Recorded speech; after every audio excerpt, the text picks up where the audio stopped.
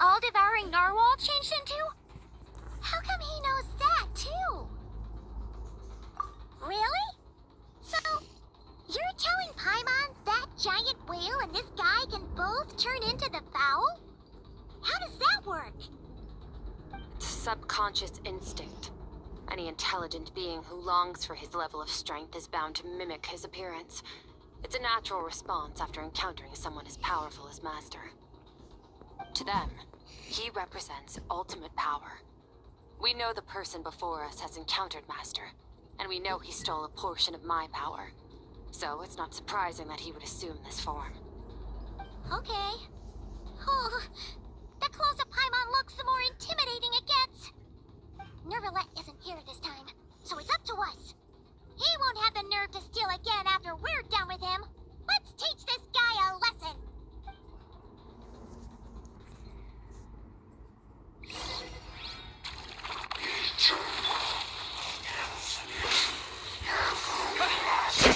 Wipe out! Paradigm shift!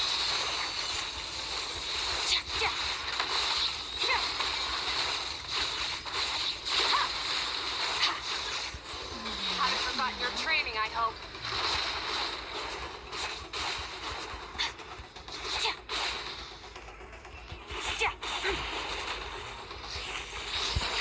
Mine to wield.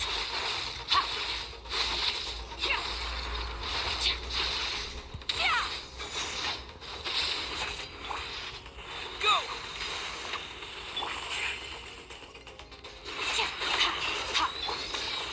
Water jet!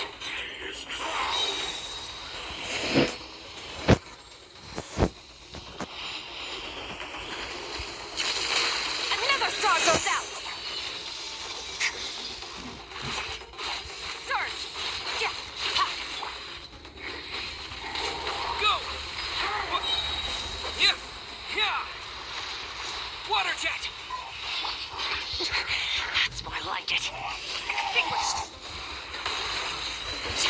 Power.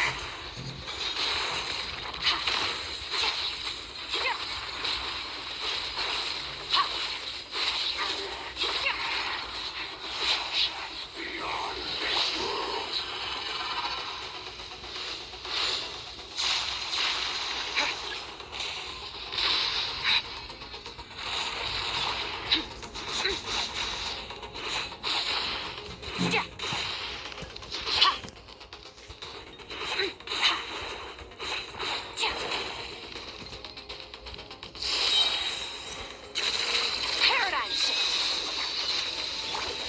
Go! Go!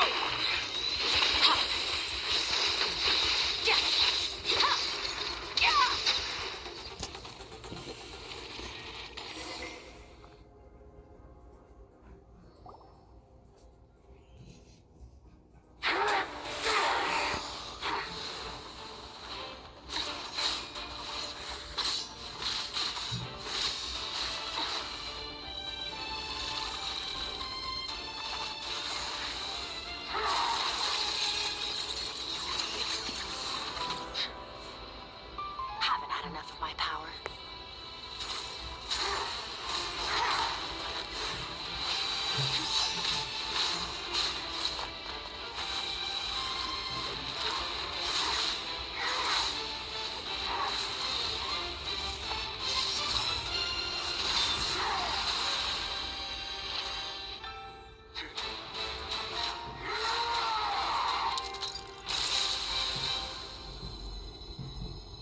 Well then, let's see how much more of this power you can handle.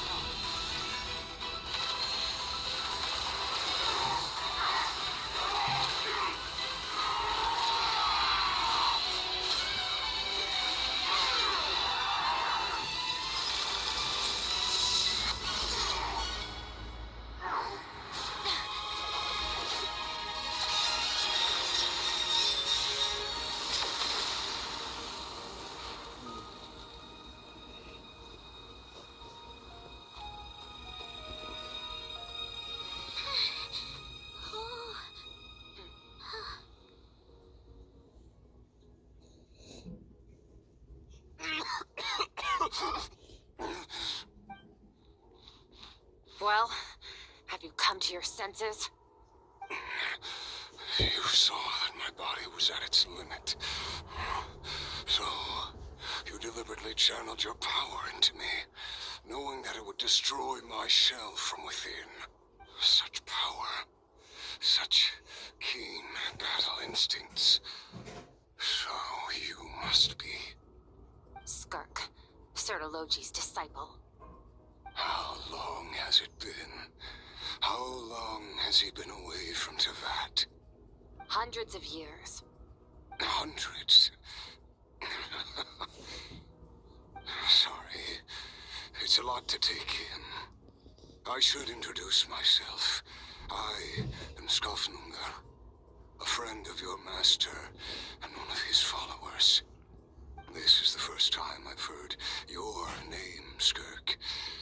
But hundreds of years ago, I knew you existed. And I knew you would come here. Hundreds of years ago? Sounds like you and Master have quite the history. Care to tell us about it? Of course.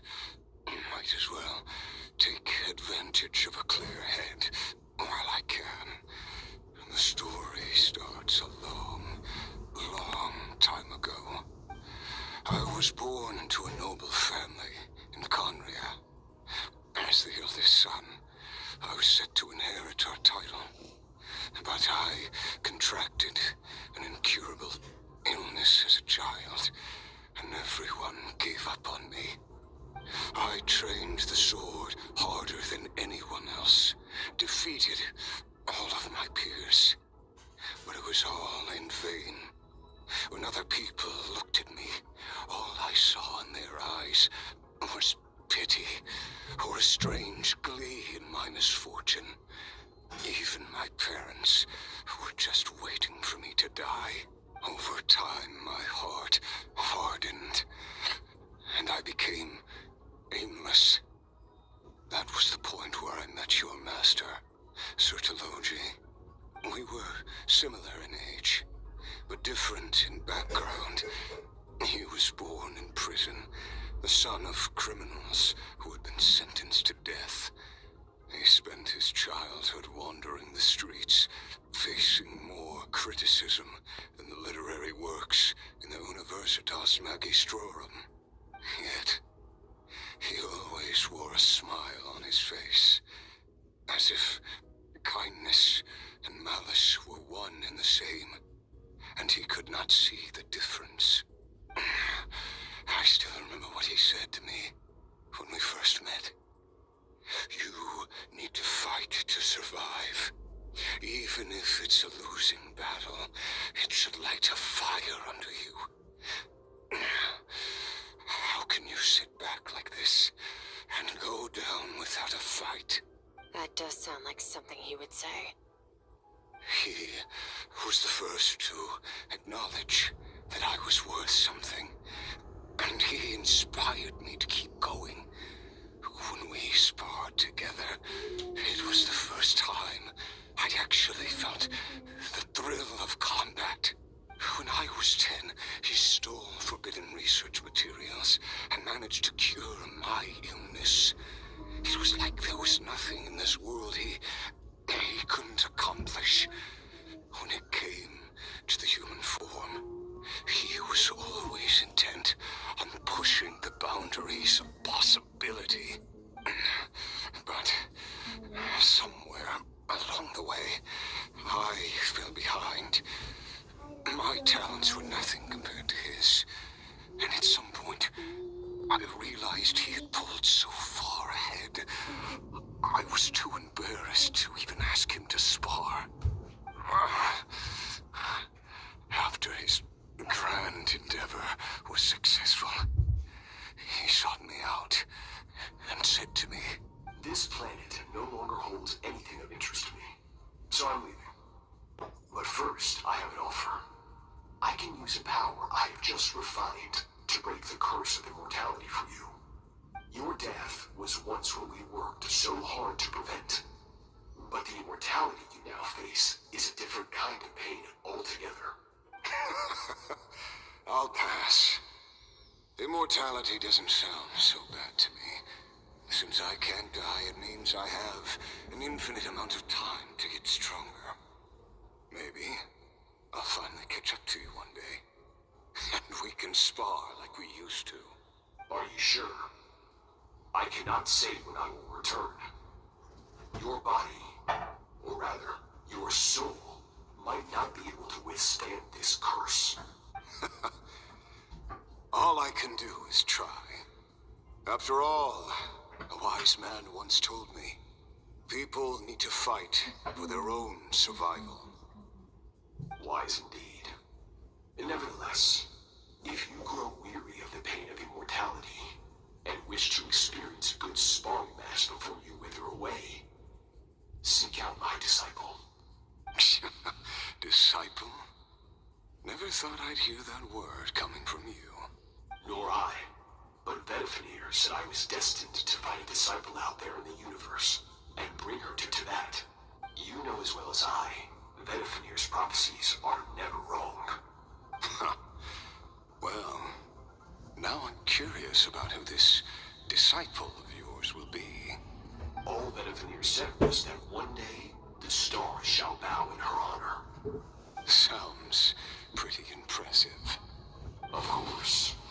Only the most outstanding people would have the right to become my disciple. Still self-assured as ever, I see. But you're not wrong. I'll be leaving then. Oh, and if you are serious about getting stronger, I left you a little gift in the primordial sea.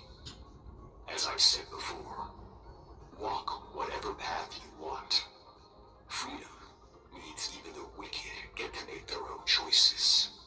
Waiting for me in the primordial sea was the all-devouring narwhal, already beaten into submission by Sotologi.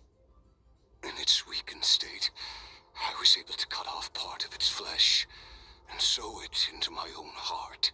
Your heart? That sounds like torture. How did you even survive that? Because, of course, I bear the curse of immortality. So, you used the curse to turn yourself into a vessel for power. Even with that whale's ability, devouring power like that is not something the human body can withstand. With your body and soul constantly at the breaking point, it was the curse of immortality that sustained you. But that is not the path to strength. You have to pour your heart into it, work for it, dream of it. Instead, you stole something that didn't belong to you, and it backfired. You're right. I should have known better, but I had already pushed myself to my limits, and he was still miles ahead of me. So I had to take a leap of faith. I miss your master. I miss the days when we were all together, troublemakers without a home. I don't regret the choice I made. But if you'll allow it, I do want to apologize. To both of you. After the beating we just gave you, I think we can call it even. You're an interesting one as well.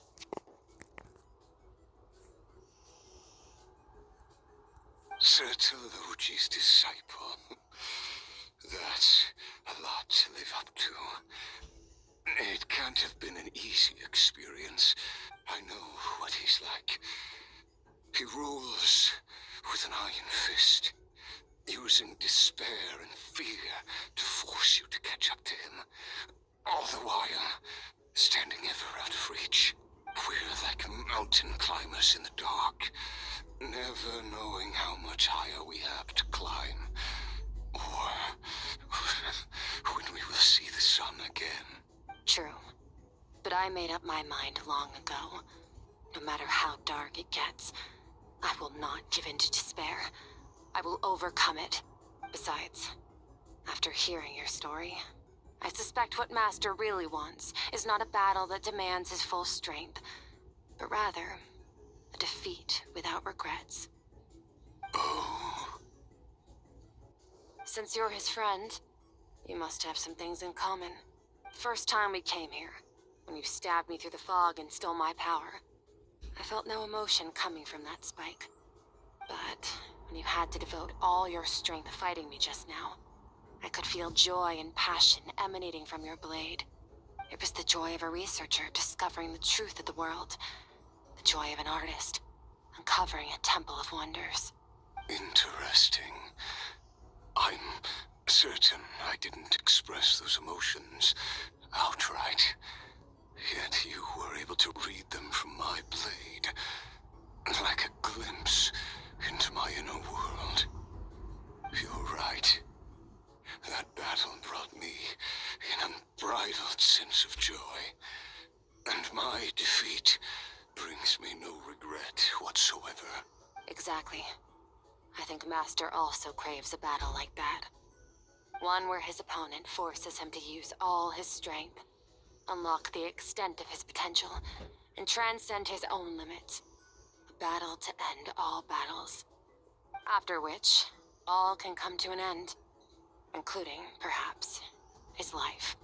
For that very reason, good and evil are meaningless to him. He has one purpose, one goal: to complete himself.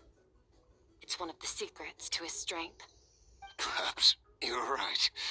Perhaps that is his call. What a battle that would be. Oh, to witness such a... Are you okay? Too many different kinds of power are surging through my body. The curse of immortality allows it all to coexist, but it does not remove the pain. I won't be able to hold on to my sanity for much longer. What a shame. I would have loved to witness that battle. Sertologi once offered to free me from this curse. Now, I must ask that of you, Skirk. Can you release me from the pain? I can, but not through death, if that's what you were hoping for. It's not a suitable punishment for your crime. As an alternative, I can take your consciousness, along with all the power you've consumed, and smash it to pieces. The impurities will dissipate, and under the curse of immortality, your mind and body will regenerate.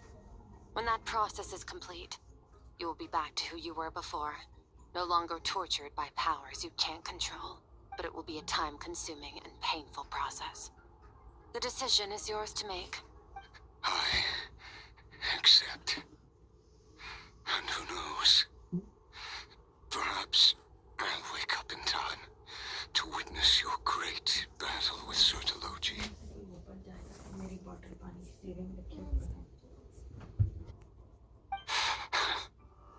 I have faith that you'll be able to stand against him one day. Though I know it'll be a long and west road. If we are climbers in the dark, it appears the dawn has finally broken for me. But your ascent continues. At least, it looks like you are not alone on your journey. I will reach the top of this mountain, no matter what it takes. And you, Skofninger, will be my witness at the end of all things. That's finally over. Let's get out of here. Huh! At least we don't have to make a mad dash for the exit like last time.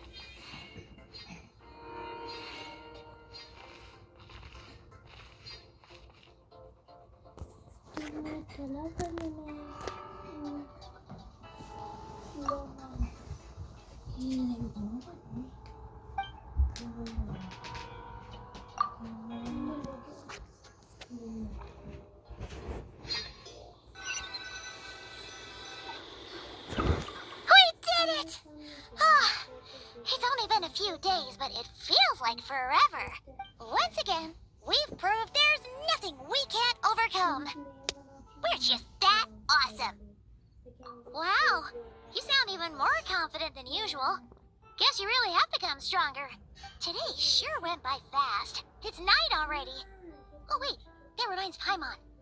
The stars you mentioned, the ones that died out, are they back now? Yes. The power Skirk stole has been returned. So, the stars have regained their light. Great! Huh, it's crazy that you even noticed their light was gone. There are so many stars in the sky. If a few disappeared, Paimon definitely wouldn't be able to tell. I suppose it's because I have gazed upon this sky for centuries. The false stars, hanging in the meticulously planned sky, glittering with rotten light. It's not real. And yet, it is for that very reason that I can look upon it and enjoy the momentary peace it brings.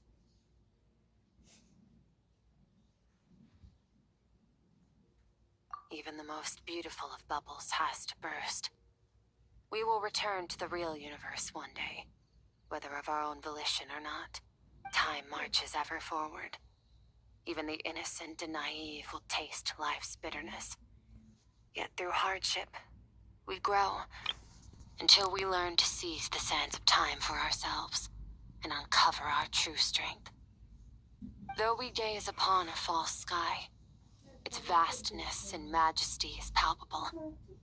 One can only wonder, what is it going to take for kindness to reign supreme in the vast expanse of the universe?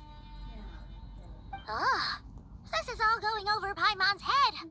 But if she knows one thing, it's that the Traveler always finds a way. Ever since we met, he has filled Paimon's days with happiness.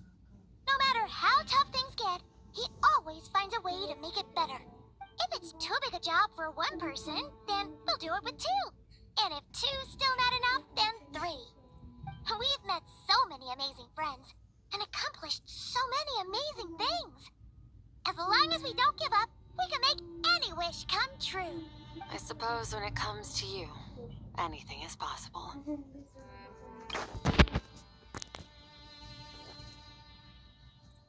Well, I should be going. Now that my power is no longer isolated from my emotions, I need more practice to get used to it. I suppose fate will decide. Maybe we'll bump into each other on the street. Or maybe we'll reunite on a different planet entirely. Regardless, reunions and partings are but passing moments. More than anything, I hope that at the end of this journey, wherever it takes us, we stand in a world reborn.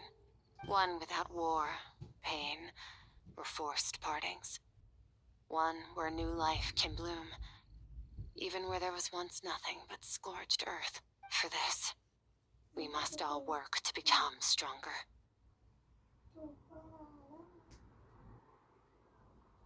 Goodbye, Traveler. Remember your training. Make sure to put it to use. Bye!